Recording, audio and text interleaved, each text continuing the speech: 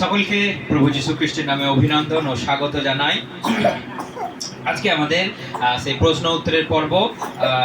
আমরা আগেও করেছিলাম যে আমাদের খুব গুরুত্বপূর্ণ প্রশ্ন, যেগুলো প্রশ্নগুলো উত্তর না জানলে, সেই মতো সমাধান না করে চললে আমাদের হয়তো জীবন পথে অনেক সমস্যা হতে পারে। আমরা যেহেতু গ্রামে বাস করি, আমরা অনেকে শহরে বাস করি, তো যেখানে যেমন পরিস্থিতি সেখানে সেরকম মানুষের প্রশ্ন, সেখানে সেইভাবে মানুষের চলা উচিত প্রভুতে। মেন কথা, প্রভুকে আমাদের শক্ত করে ধরতে হবে। মেন কথা, প্রভুর পথেই আমাদের চলতে হবে। যাই হয়ে যাক, যাই কিছু ঘটে যাক, আমরা প্রভুর সন্তান, প্রভুকে আমরা শক্ত করে ধরে চলবো, প্রভুর নাম শেষ পর্যন্ত করব। ঠিক আছে, আসুন। এটা খুবই একটা গুরুত্বপূর্ণ ক্রিটিক্যাল প্রশ্ন। ক্রিটিক্যাল বলবো না, আমরা দেখব সেটা কি আমাদের গ্রাহ্যনীয় না গ্রাহ্যনীয় নয়। সিঁদুর কি, সিঁদুর কি, সিঁদুর কখন পড়তে হয়, সিঁদুর কখন পড়ে না, এইসব বিষয়গুলো আমরা দেখি। আমরা সিঁদুর পড়তে দেখি কোথায়কার মানুষকে বেশি? বেশিরভাগ মানুষকে আমরা দেখি ভারতবাসীকে, অর্থাৎ আমাদের এই ভারতে এই কালচারটা আছে, পরম্পরা থেকে হয়ে আসছে সিঁদুর পরা। সিঁদুর কখন পরে? প্রথম মহিলারা স্বামী দিয়ে দিল, পরে নিল। কেন পরে? কিন্তু আমাদের এখানে কেউ মঙ্গলসূত্র পরে? আমাদের বেঙ্গলে মঙ্গলসূত্র আছে, ওয়েস্ট বেঙ্গলে আছে, কিন্তু খুব কম গুরুত্ব সেটা। কিন্তু তামিলনাড়ুতে গেলে মঙ্গলসূত্র কিন্তু মাস্ট।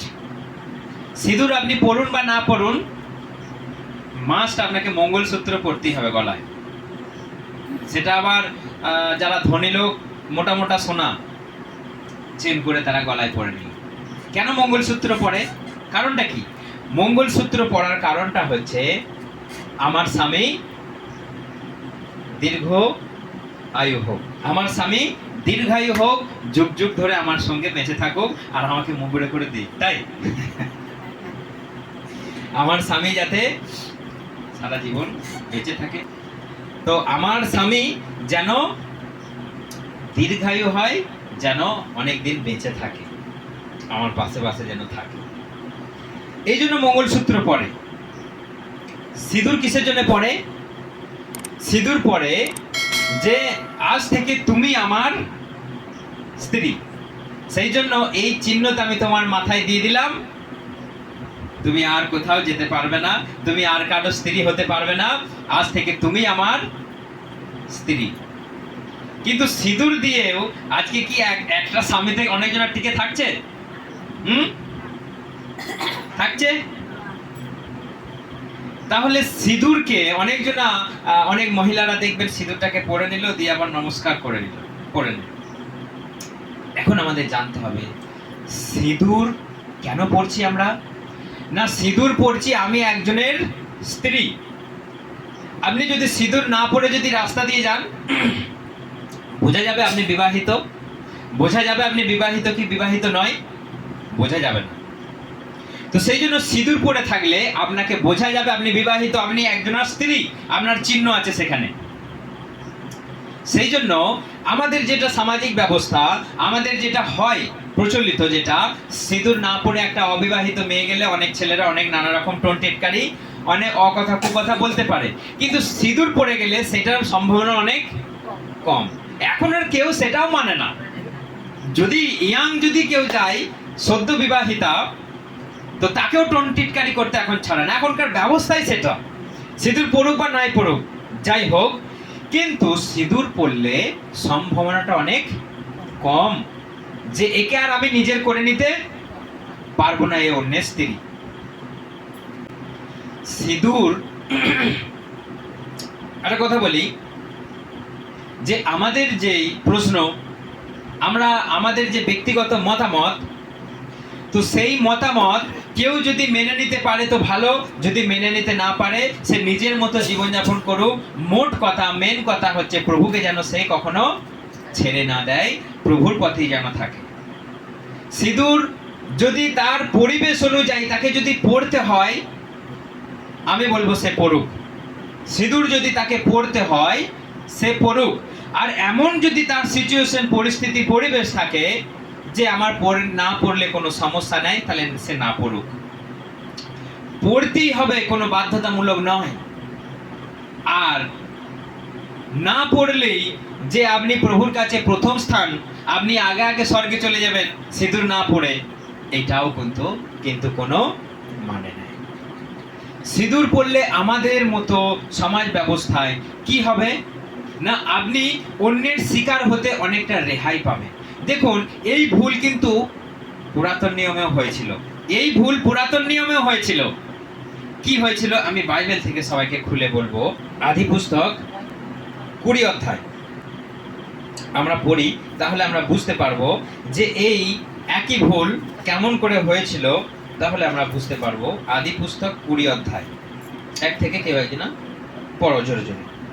পরে আব্রাহাম মরমি থেকে নেগেব নামে দক্ষিণের মরু এলাকার দিকে চলে গেলেন।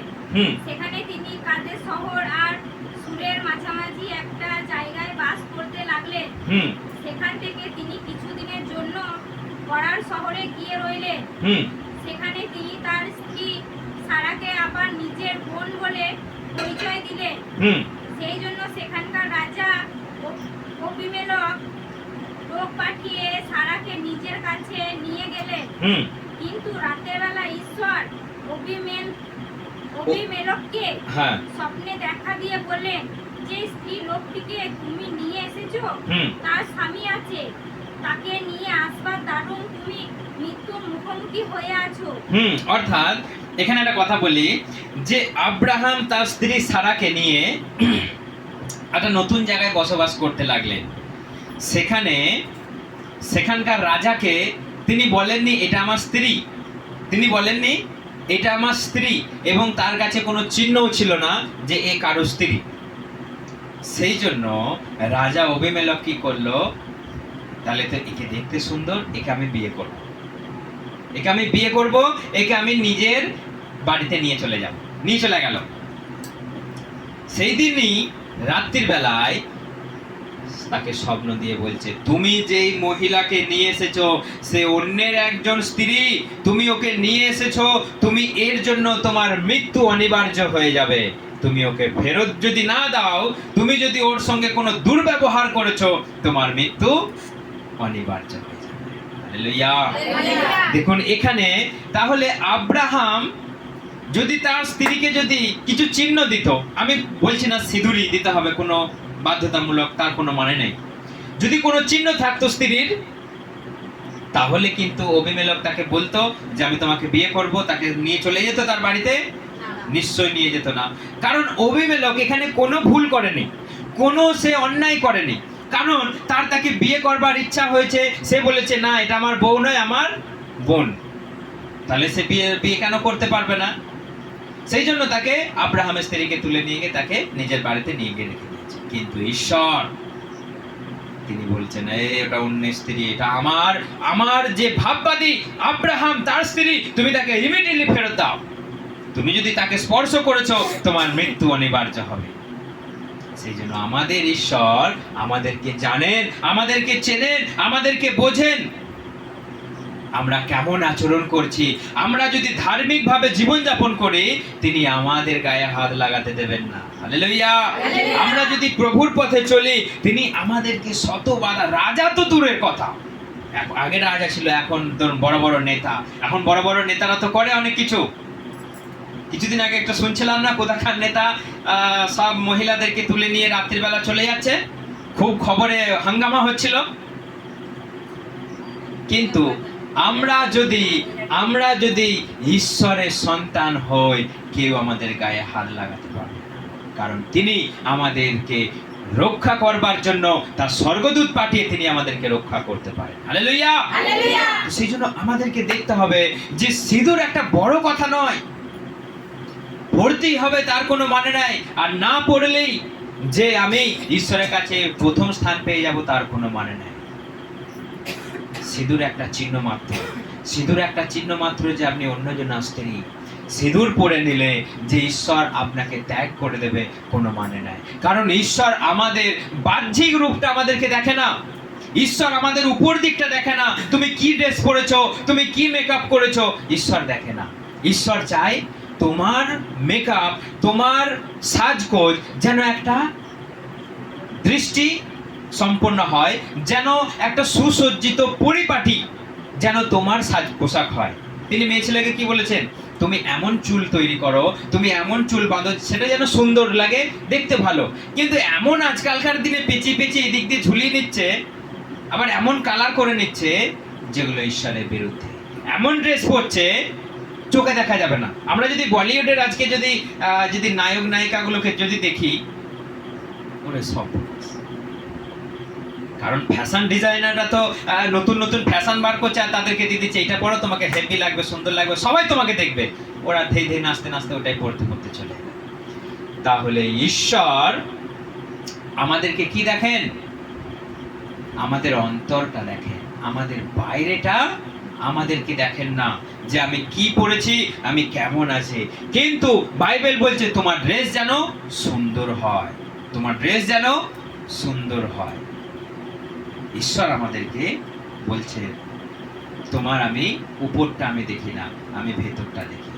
যখন সমুয়েল দাউদকে যখন অভিষেক করবার জন্য গেছে, আমরা যদি এটা বাইবেল পড়ি, সবাই বাড়িতে দেখে নেবেন, প্রথম সমুয়েল 16:7, প্রথম সমুয়েল 16:7 পড়ে নেবেন। ঈশ্বর আমাদেরকে দেখেন আমাদের অন্তর কেমন আছে।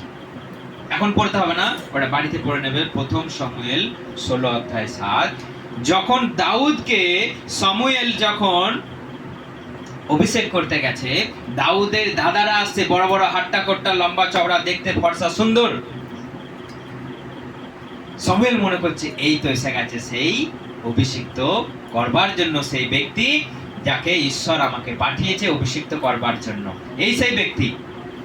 ঈশ্বর বললেন তুমি যেটা মনে মনে চিন্তা করছো সেটা নয়, তুমি তার উপরটা দেখছো, তুমি তার বাহ্যিক রূপটা দেখছো, কিন্তু আমি কারো বাহ্যিক রূপটা আমি দেখি না, আমি মানুষের অন্তরটা দেখি। Hallelujah, hallelujah. আমাদের অন্তরটা তিনি দেখেন। তো সেই জন্য ঈশ্বর আমাদেরকে সব সময় কি করতে চান? আমাদের অন্তর কতটা ধার্মিকতা, কতটা আমরা তাকে মানি, কতটা তার আদেশ পালন করি, কিভাবে আমরা চলি, কিভাবে আমরা প্রার্থনা করি, এটাই বড় কথা। আপনি সিঁদুর পড়ছেন, অনেকজন শাখা পড়ছে, অনেক মানুষের অনেক কুসংস্কার। শাখা যদি কেউ পাল্টে যায়, শাখা যদি কেউ মানে ধরুন পাল্টাতে গেল, হাতে আবার একটা দেখবেন এরকম করে জড়িয়ে নিল। কারণটা কি? খালি রাখতে নাই, খালি রাখলে কি হবে? স্বামীর অমঙ্গল হবে। স্বামীর অমঙ্গল যদি হয়, তাহলে যারা আজকে স্বামীর মৃত্যু কামনা চায় যে দুটো শাখায় ফেলে দিক, দেখি স্বামী কেমন মরে যায়। হ্যাঁ, মরবে সেই স্বামী, সে আরো বাঁচবে। আয় তুই আমার অমঙ্গল চাইছিস, মুখটা দেখেছিস। অনেকজনা করে যে শাখা পাল্টাতে গেলে এই ব্যবস্থা, এগুলো মানুষের গোড়ামি, এগুলো মানুষের কুসংস্কার। শাখা যদি ভেঙে যায়, ফেটে যায়, বলে স্বামীর অমঙ্গল, তুরন্ত সেটাকে পাল্টাও, তুরন্ত সেটাকে পাল্টাও। আপনি শাখা সিঁদুর কোথা থেকে আনছেন? কারো চরণ থেকে কোনো মন্ত্রপুত করে আনছেন? যদি মন্ত্রপুত হয়, যদি কোনো সেটার পেছনে যদি কোনো তান্ত্রিকের মন্ত্র বা কোনো জায়গা থেকে কারো চরণ থেকে আপনি এনেছেন, দিয়ে যদি সেটা আপনি হাতে পড়েছেন, আপনি কপালে পড়েছেন, আপনার জন্য বিপদ আসতে পারে, আপনার জন্য দুর্ঘটনা আসতে পারে, আপনার জন্য কিছু সমস্যা আসতে পারে। আপনি সেটা শুধু একটা চিহ্ন স্বরূপ পড়ুন, আপনি শুধু সেটা যে আমি বিবাহিত বলে আমি পড়ছি সেই কারণে শুধু পড়ুন। মঙ্গলসূত্র পড়ুন শুধু সেই কারণে। আপনি যদি ভাবেন মঙ্গলসূত্র পরে আছি বলে আমার স্বামী বেঁচে থাকবে, না পড়লে মরে যাবে, বেকার বকবাস, এটার কোনো মানে নেই। মঙ্গলসূত্র আপনার যদি সামর্থ্য হয় আপনি পড়তে পারেন, আর যদি সামর্থ্য না থাকে আপনার পড়ার দরকার নেই। আপনি প্রার্থনা করুন, আপনার স্বামীর মঙ্গল যদি চান আপনি প্রার্থনা করুন, ঈশ্বর আমার স্বামীকে তুমি দয়া করো, তাকে তুমি করুণা করো, সে যেন নেশা ছাড়তে পারে, সে যেন ধার্মিক পথে চলতে পারে, সে যেন আমাকে ভালোবাসতে পারে, তাকে বলুন। আপনি শাখা পরে যদি বলেন আমাকে ভালোবাসবে, ওটি হচ্ছে না। আপনি এই মাথা থেকে এই মাথা সিঁদুর পরুন, পূর্ব থেকে পশ্চিম দিকে সিঁদুর পরে অনেকজন ঘুরে বেড়াচ্ছে যে স্বামী গো আমার, আমাকে যেন তুমি ভালোবেসো, ওটি হচ্ছে না। যদি আবার বেশি বেশি সিঁদুর পরে বাইরে যান, কেউ কেউ বলবে ও কাকে দেখাতে বেরিয়েছিস, সেখানেও আবার সমস্যা। সেই জন্য আপনি প্রার্থনা করুন, ঈশ্বর আমার স্বামীর মনকে তুমি পরিবর্তন করো, তুমি নম্র করো, সে যেন তোমাকে ভালোবাসতে পারে। হালেলুয়া। সেই জন্য আপনি সিঁদুর পরুন, সামান্য পরুন, যেন সেটা চিহ্ন স্বরূপ হয় আমি একজনাকার স্ত্রী, আমি একজনাকার বন্ধনে আমি বাঁধা আছি, আমি আর অন্য কারো হতে পারি না। সেই জন্য এটা আপনার বন্ধন, সেই জন্য এটা আপনার চিহ্ন যে আমি অন্যজনের একজন স্ত্রী, আমি আর কারো হব না। কিন্তু আজকালকার দিনে হচ্ছে কি, একটা দুটো ছাড়া দুটো তিনটে হয়ে যাচ্ছে, বেশি হয়ে যাচ্ছে। সেই জন্য সিঁদুর কোনো ম্যাটার নয়, সিঁদুর কোনো ব্যাপার নয়, শাখা কোনো ব্যাপার নয়, মঙ্গলসূত্র নাথিং, কিচ্ছু না এগুলো পড়তে হয়। আজকে কেউ বলছে এগুলো পড়লে বিরাট কিছু ব্যাপার, না পড়লে কিছু ব্যাপার না, কিছুই নয়, পড়তে হয়। হ্যাঁ, আপনি একটা চিহ্ন স্বরূপ পড়ে থাকুন, পড়ুন। আর একটা সমস্যা হচ্ছে কি, যদি না পড়া হয়, কোনো বিবাহিত মহিলা যদি না পড়ে, তাহলে কাদের সঙ্গে তুলনা করবে মানুষ? বিধবার সঙ্গে নয়। আজকে বলবে মুসলমান হয়ে গেছে, আজকে বলবে ও বাবা যিশুকে বিশ্বাস করেছে তো, দিয়ে ওরা শাখা সিঁদুর কিচ্ছু পড়ে না, দেখ যা সব মুসলমান হয়ে গেছে, ওদের সঙ্গে আর যাস না, ওদের পাড়াতে ওদের বাড়িতে যাস না, ওরা সব দেখা সব মুসলমানের মতো হয়ে গেছে। আমরা যখন দীঘাতে সুসমাচার প্রচারে গেছি, আমরা যখন গেছি একটা বাড়িতে প্রচারে গেছি, সেখানকার অনেক মানুষ, অনেক পাড়াতে অনেক মানুষ আছে। আমাদের দুজনেকার স্ত্রী, ওরা শুধু হাতগুলোকে লক্ষ্য করছে। আমি তো এসব বিষয়ে ধ্যান ধারণা দেই না, আমাকে পরে বলছে, মিলি বলছে যে সবাই আমাদের হাতের দিকে তাকাচ্ছে। কেন তাকাচ্ছে? সেই দিনই ওর একটা শাখা ভেঙে গেছে, সেই দিনই ভাঙতে হয়েছে, একটা শাখা ভেঙে গেছে আর একদিকে একটা পড়ে আছে। এরপর সবাই তাকাচ্ছে, বলছে কি ব্যাপার, এর হাতে শাখা নাই, এরা তো তাহলে খ্রিস্টান, এরা তো তাহলে সেই ওদের মতো। সেই জন্য অনেক মানুষ আমাদেরকে এড়িয়ে এড়িয়ে চলতে লাগলো, আমাদের কাছে আসলোই না। আমরা যে সুসমাচার প্রচার করলাম, আমরা সেই বাড়িতে প্রার্থনা করলাম, তারা এলোই না। কারণ তাদের মাথায় কি ঢুকে গেছে, এরা খ্রিস্টান, এরা মুসলমান, এরা শাখা পড়ে না, এরা সিঁদুর পড়ে না, এদের সঙ্গে যদি আমরা মিশি, এদের কাছে গিয়ে যদি যিশুর কথা শুনি, তাহলে আমাদেরকেও সেইটাই করতে বলবে, তার থেকে বাবা যাব না। তাহলে এখানে কি মহান কাজ হয়ে গেল?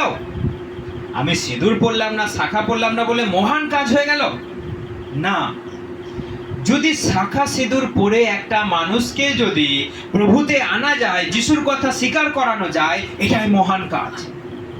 আর আপনি ক্যালি দেখিয়ে বললেন আমি প্রভুকে স্বীকার করেছি, মানে আমি শাখা পরবো না, সিঁদুর পরবো না, প্রভু বলেছে ছেড়ে দিতে, ত্যাগ করতে, তখন মানুষকে আপনি পাবেন একটাও?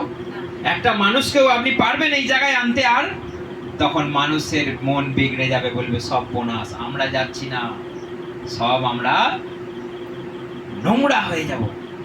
সেই জন্য একটা মানুষকেও আনতে পারবেন না। সেই জন্য প্রভু আমাদেরকে তিনি বলেননি তুমি এইসব বিষয়ে কোনো বাইবেলে কোনো চর্চা নেই, এইসব বিষয়ে আমাদের জাগতিক, এগুলো আমাদের রীতি রেওয়াজ হয়ে আসছে।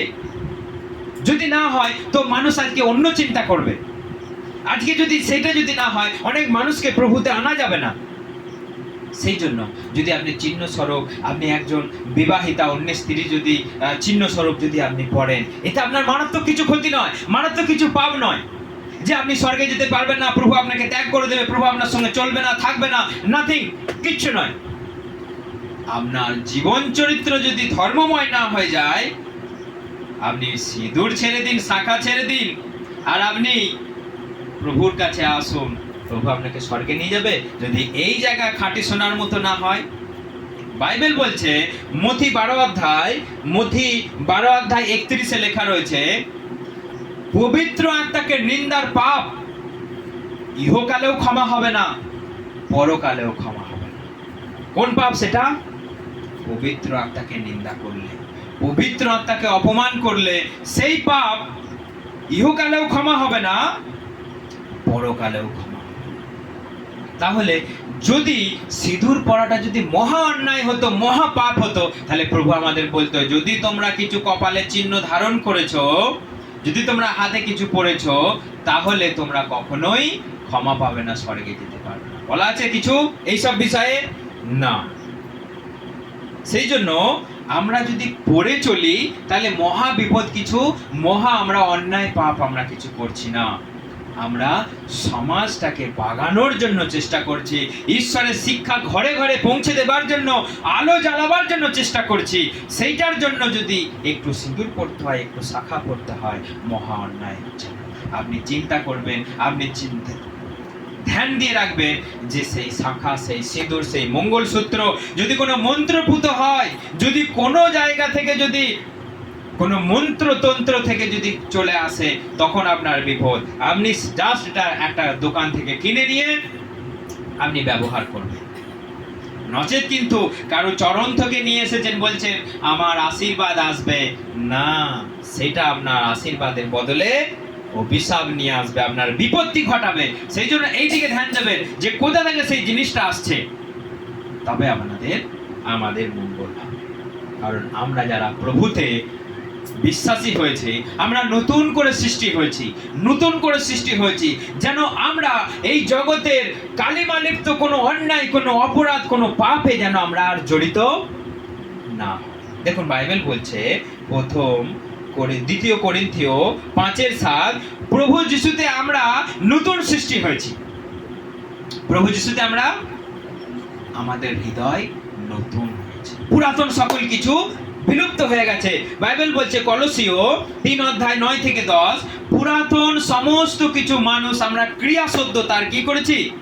ত্যাগ করে দিয়েছি। কোথায়? সেই জলের তলায়। যারা বাপ্তিস্ম নিয়েছি আমরা কি করেছি? আমাদের পুরাতন সত্তা, পুরাতন মনুষ্যকে আমরা কি করেছি? জলের তলায় ত্যাগ করে সমাধি দিয়ে নতুন করে সৃষ্টি হয়েছি। তাহলে আপনার হৃদয়টা নতুন করে হোক, আপনার হৃদয়টা নতুন করে সৃষ্টি হোক, আপনার শরীরটা নয়। আপনি বাপ্তিস্ম নিয়ে উঠেছেন, 3টে চোখ হয়ে গেছে?